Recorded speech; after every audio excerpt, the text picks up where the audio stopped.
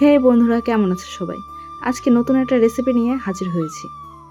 সামুদ্রিক মাছ ট্যাংরার ঝাল। আশা করি রেসিপিটা তোমাদের অনেক ভালো লাগবে। তো চলো শুরু করা যাক। মা প্রথমে লেবু আর গোলমরিচ গুঁড়ো দিয়ে মাছগুলো মেখে রেখেছিল।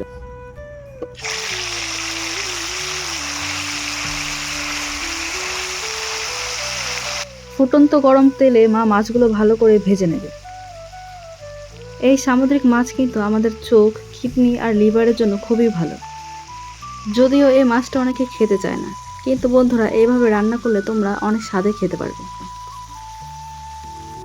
মাছগুলো কিন্তু সুন্দর মতো ভাজা হয়ে গেছে। দেয়া হলো জিরা, পেঁয়াজ কুচি,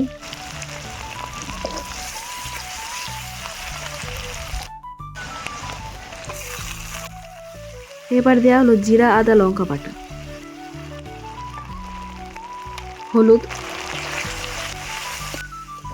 মা বলে মশলা যত কষবে তরকারির স্বাদ তত বাড়বে। দেয়া হলো লবণ। মশলাগুলো ভালো করে কষাতে হবে। মশলা কষানো হয়ে গেছে, এবার মা দিয়ে দিল টমেটো আর আলু।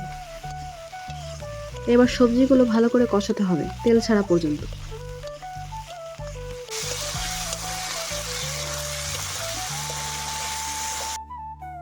দেখো বন্ধুরা, সবজিগুলো কিন্তু ভালো মতো কষানো হয়ে গেছে, কি সুন্দর তেল ছেড়েছে। ভাজা মাছগুলো মা দিয়ে দিল। এবার জল দেওয়ার পালা। দেখো বন্ধুরা, ঝোলটা কিন্তু ফুটে উঠেছে। এবার মা গুঁড়ো মশলা দিয়ে দিল। গুঁড়ো মশলা বলতে মা এখানে শাহি গরম মশলা দিয়ে দিয়েছে। দেখো বন্ধুরা, রান্না কিন্তু প্রায় শেষ। মা ঝোলটা আরেকটু ফোটাবে। মা দেখছে আলুটা সেদ্ধ হয়েছে নাকি। আলুগুলো কিন্তু সুন্দর মতো সেদ্ধ হয়ে গেছে। আমাদের ট্যাংরা মাছের ঝাল কিন্তু হয়ে গেছে। মা এখানে দিয়ে দিল জিরা গুঁড়ো।